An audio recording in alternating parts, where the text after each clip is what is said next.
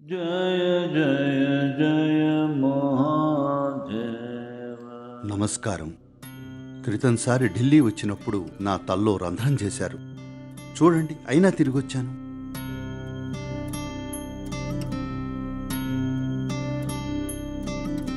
ప్రజలు సద్గురు ఏమిటది, మళ్ళీ షెడ్యూల్తో బిజీగా ఉంటున్నారు, ఆగకుండా పనిచేస్తున్నారు, ఎప్పుడు రెస్ట్ తీసుకుంటారు అని అడుగుతున్నారు. ఒకరోజు తీసుకుంటా అంటాను, ఒకరోజు అందరూ రెస్ట్ తీసుకుంటారు కదా. ఇప్పుడు బతకాల్సిన సమయం, పైగా అది చాలా తక్కువ సమయం. మనిషిగా ఉండటం అంటే ఏమిటో దాని సామర్థ్యాన్ని అన్వేషిస్తే ఇది చాలా తక్కువ సమయం. అందుకే ప్రజ్వలించాలి, లేకపోతే అలా అయిపోతుంది. ఈ జీవితం జ్వాలలా ఉండాలి, కానీ నష్టం కలిగించే విధంగా కాదు. జీవితపు జ్వాల మీలో పూర్తిగా ప్రజ్వలించకపోతే మీరిక్కడ ఎందుకున్నట్టు? హలో, నా జీవితంలో ఆ సమయం వస్తోంది.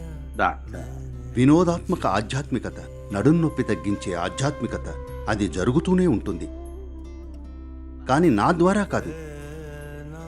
ఇది కేవలం ఎలాంటి వారికంటే నిజంగా ఆ చక్రాన్ని బద్దలు కొట్టి వేగాన్ని పెంచాలనుకునే వారికే.